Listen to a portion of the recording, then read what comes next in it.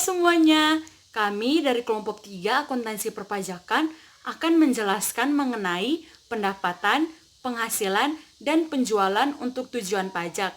Di sini kami akan menjelaskan mengenai transaksi dalam pendapatan lain-lain, penghasilan, dan penjualan yang dikaitkan dengan perpajakan yang berlaku.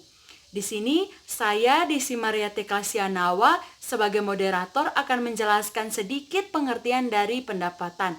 Pendapatan atau income adalah suatu penambahan aset atau penurunan kewajiban yang mengakibatkan kenaikan ekuitas dan pendapatan ini bukan merupakan kontribusi dari penanam modal. Untuk lebih jelasnya akan dijelaskan oleh teman saya selanjutnya. Yang pertama, saya akan menjelaskan mengenai pendapatan berdasarkan akuntansi. Dalam SAK etap yang diatur dalam IAI, pendapatan merupakan penambahan aset atau pengurangan kewajiban yang menyebabkan kenaikan ekuitas yang tidak berasal dari kontribusi penanam modal. Untuk nilai yang digunakan untuk mengukur pendapatan yaitu nilai atau harga yang telah disepakati dalam proses transaksi. Nilai tersebut disebut nilai wajar. Untuk nilai wajar tidak termaksud pengurangan seperti potongan perdagangan, retur, serta potongan yang diperhitungkan langsung terhadap pendapatan.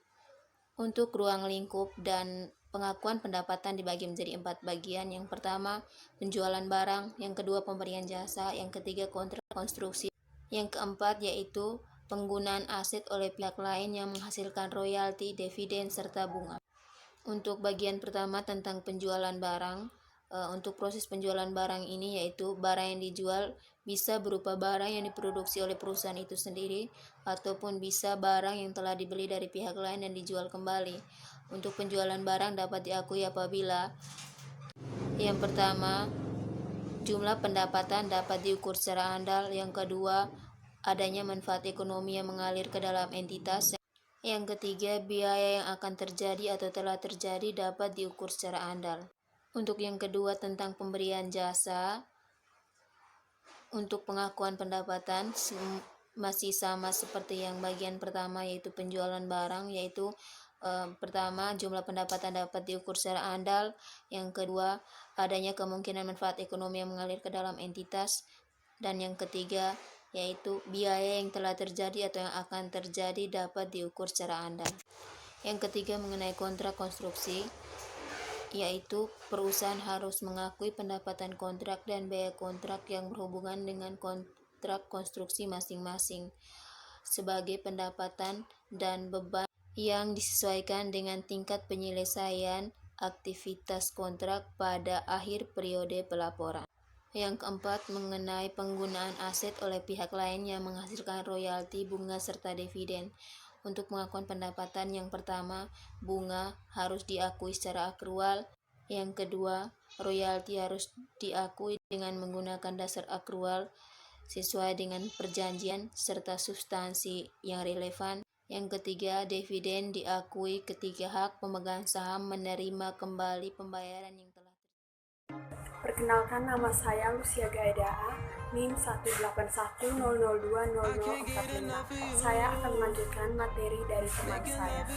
Saya akan menjelaskan tentang perpajakan. Menurut Undang-Undang PPH Nomor 36 Tahun 2008, Pasal 4 Ayat 1, pengertian penghasilan yaitu setiap tambahan kemampuan ekonomis yang diterima atau diperoleh wajib pajak, baik yang berasal dari Indonesia maupun luar Indonesia, yang dapat dipakai untuk konsumsi atau menambah kekayaan BP yang bersangkutan dengan nama dan dalam bentuk apapun. Yang berikut penghasilan pajak. Menurut Pasal 4 Ayat 1 Undang-Undang PPH Nomor 36 Tahun 2008, penghasilan yang merupakan objek pajak adalah sebagai berikut. Yang pertama, penggantian atau imbalan berkenaan dengan pekerjaan atau jasa yang diterima atau yang diperoleh, termasuk gaji, upah, tunjangan honorer, komisi, bonus, gratifikasi, uang pensiun, atau imbalan dalam bentuk lainnya kecuali ditentukan lain dalam undang-undang. Yang berikut hadiah dari undian pekerjaan, kegiatan atau penghargaan. Yang berikut laba dari usaha. Yang keempat, keuntungan karena penjualan atau karya penghasilan harta. Yang berikut penerimaan kembali pembayaran pajak yang telah ditetapkan sebagai biaya dan pembayaran tambahan pembayaran pajak. Yang berikut bunga termasuk premium diskonto dan imbalan karena jaminan menjalani harta. Yang berikut dividen dengan nama dan dalam bentuk apapun termasuk dividen dari usaha asuransi kepada pemegang polis dan pembagian sisa hasil usaha koperasi. Yang berikut royalti atau imbalan atas penggunaan hak. Yang berikut sewa dan penghasilan lain sehubungan dengan penggunaan harta. Yang berikut penggunaan atau perolehan pembayaran berkala. Yang berikut keuntungan karena pembebasan utang kecuali sampai yang berikut keuntungan karena selisih atau uang asli. Yang berikut selisih karena nilai kembali aset. Yang berikut premi asuransi termasuk premi asuransi. Yang berikut iuran yang diterima atau diperoleh keuntungan dari anggotanya yang terdiri dari wajib pajak yang menjalankan usaha atau pekerjaan bebas. Yang berikut tambahan kekayaan neto yang berasal dari penghasilan belum dikenakan pajak, penghasilan dari usaha yang berbasis pajak, imbalan bunga sebagaimana yang dalam undang-undang penghasilan, ketentuan umum, dan tata cara perpajakan yang Indonesia. Baik, nama saya Yones Kase. Di sini saya akan menjelaskan tentang penghasilan bukan objek pajak. Yang pertama ada bantuan atau sumbangan termasuk zakat dan bantuan keagamaan. Yang kedua ada warisan. Yang ketiga harta termasuk setoran yang diterima oleh badan. Yang keempat pergantian atau imbalan sehubungan dengan pekerjaan atau jasa yang diperoleh. Yang kelima pembayaran dari asuransi kepada orang pribadi. Yang keenam ada dividen atau bagian laba yang diperoleh perseroan terbatas wajib pajak dalam negeri, koperasi, BUMN, dan sebagainya. Yang ketujuh ada iuran yang diterima dana pensiun. Yang kedelapan penghasilan dari modal yang ditanamkan dari dana pensiun. Yang kesembilan bantuan yang dibayarkan BPJS, Jam Sostek, Taspen, Asabri, dan Askes. Terima kasih. Baik teman-teman, di sini saya akan melanjutkan penjelasan dari teman Yohan. Di sini saya akan menjelaskan tentang pengenaan pajak penghasilan final. Nah, pengenaan pajak penghasilan final di sini berarti bahwa penghasilan yang diterima atau diperoleh akan dikenakan pajak penghasilan dengan tarif tertentu dan dasar pengenaan pajak tertentu pada saat penghasilan tersebut diterima atau diperoleh. Nah, jumlah pajak penghasilan final yang telah dipotong atau telah dibayar sendiri tidak dapat dikreditkan atau digabungkan dalam SPT tahunan. Nah, pajak penghasilan final ini dapat dikenakan terhadap jenis penghasilan, transaksi, atau usaha tertentu.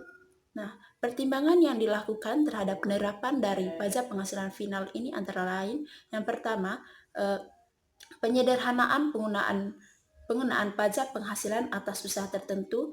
Yang kedua adalah memberikan kemudahan beban administrasi bagi wajib pajak.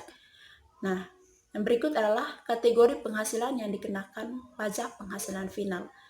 Antara lain, yang pertama, penghasilan dari transaksi penjualan saham di Bursa Efek.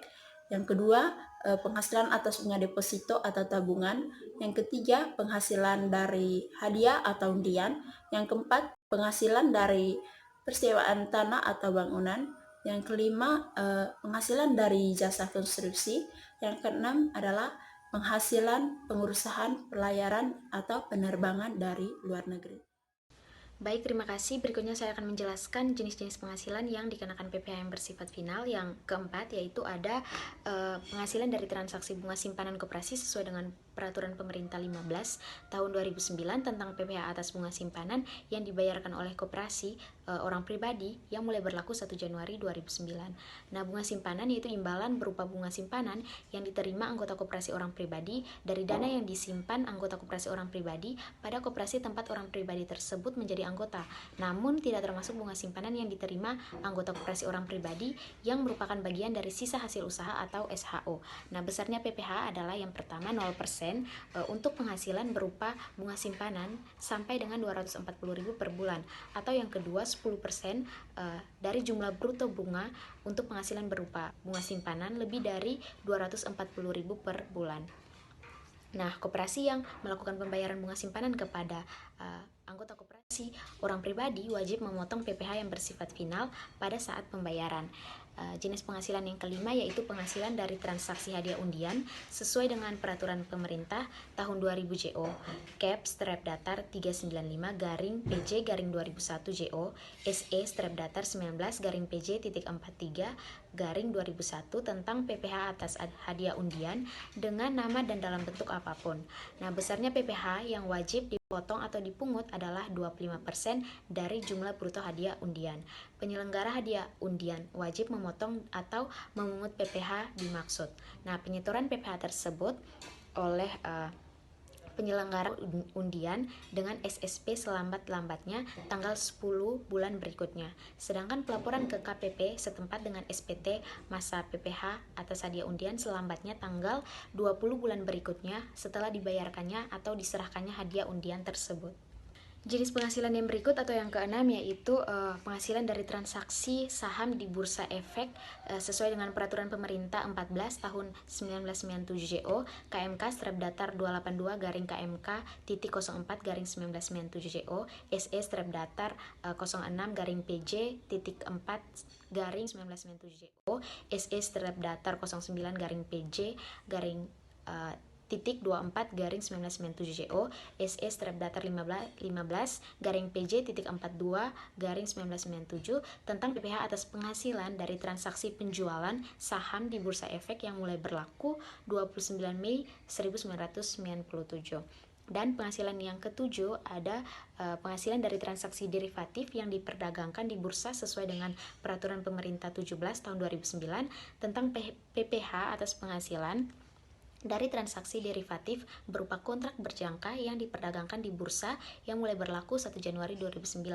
Nah, transaksi derivatif yang dimaksud yaitu transaksi yang didasari pada kontrak atau perjanjian pembayaran yang nilainya merupakan turunan dari nilai instrumen yang mendasari seperti suku bunga, nilai tukar, komoditi, ekuitas, dan indeks, baik yang diikuti dengan pergerakan maupun tanpa pergerakan dana atau instrumen. Baik, terima kasih. Perkenalkan, nama saya Iksan Lani. Saya melanjutkan penjelasan dari saudari Kesia Hinuk. Saya melanjutkan poinnya yang ke-8, yaitu transaksi penjualan saham atau pengalihan modal oleh modal perusahaan Ventura diatur dalam PP 4 tahun 1995 JO KMK 250 garing KMK 04 garing 1995 JO SE 33 garing PJ 4 garing 1995. Yang ke-9, penghasilan dari transaksi pengalihan harta berupa tanah atau bangunan diatur dalam PP 71 tahun 2008 JO PMK 243 garing PMK 03 garing 2008 JO SE 6 garing PJ 3 garing 200.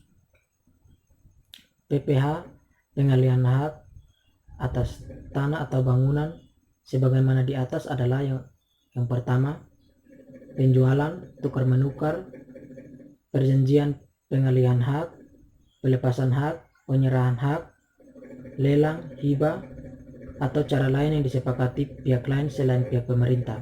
Yang kedua, penjualan, tukar menukar, pengalihan hak atau cara lain yang disepakati dengan pemerintah untuk tujuan pembangunan untuk kepentingan umum dan tidak memiliki persyaratan khusus. Yang ketiga, penjualan, tukar menukar, pelepasan hak atau cara lain yang disepakati dengan pemerintah dengan tujuan pembangunan untuk kepentingan umum dengan persyaratan khusus. Saya akan melanjutkan dari saudara Iksan. Selanjutnya, penghasilan dari usaha jasa konstruksi sesuai dengan PP 51 tahun 2008 JO titik PMK strap 187 garing PMK titik 03 garing 2008 JO titik SE garing strap 05 garing PJ titik 03 garing 2008 tentang PPh atas penghasilan dari usaha jasa konstruksi, itu mulai berlaku 1 Januari 2009. Atas penghasilan dari usaha jasa konstruksi dikenakan PPh bersifat final dengan tarif adalah 2%. Untuk pelaksanaan konstruksi yang dilakukan oleh penyedia jasa dengan kualifikasi usaha kecil. Kemudian 4% untuk pelaksanaan konstruksi yang dilakukan oleh penyedia jasa yang tidak memiliki kualifikasi usaha. 3% untuk pelaksanaan konstruksi yang dilakukan oleh penyedia jasa dan penyedia jasa sebagaimana dimaksud dalam huruf A dan B. Kemudian 4% untuk perencanaan konstruksi atau pengawasan konstruksi yang dilakukan oleh penyedia jasa yang memiliki kualifikasi usaha. Dan kemudian yang terakhir 6% untuk perencanaan konstruksi atau pengawasan konstruksi yang dilakukan oleh penyedia jasa yang tidak memiliki kualifikasi usaha. PPh final tersebut dipotong oleh pengguna jasa pada saat pembayaran. Dalam hal pengguna jasa merupakan pemotong pajak atau disetor sendiri oleh penyedia jasa. Dalam hal pengguna jasa bukan merupakan pemotong pajak. Besarnya PP yang dipotong oleh pengguna jasa pada saat pembayaran dalam hal pengguna jasa merupakan pemotong pajak adalah jumlah pembayaran tidak termasuk PPN dikalikan tarif PPN bersifat final. Namun, apabila besarnya PPN disetor sendiri oleh penyedia jasa, maka dalam hal pengguna jasa bukan merupakan pemotong pajak. Bahkan, jumlah penerimaan pembayaran tidak termasuk PPN dikalikan dengan tarif PPh yang bersifat final. Yang berikut adalah usaha real estate.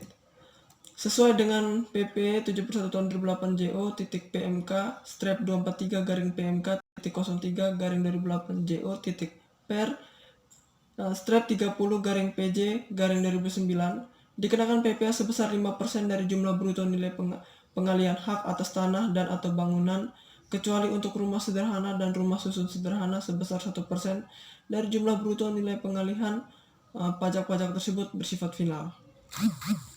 Sebagai contoh, PT Quad Propertindo merupakan pengusaha real estate menjual rumah susun sederhana milik Rusunami dengan harga satu tipe studio sebesar 150 juta rupiah, maka PPh atas penghasilan hak atas tanah, rumah sederhana, dan rumah susun sederhana adalah sebesar 1% dikalikan dengan 150 juta sama dengan 1.500.000 yang wajib dibayar PT Quad Propertindo.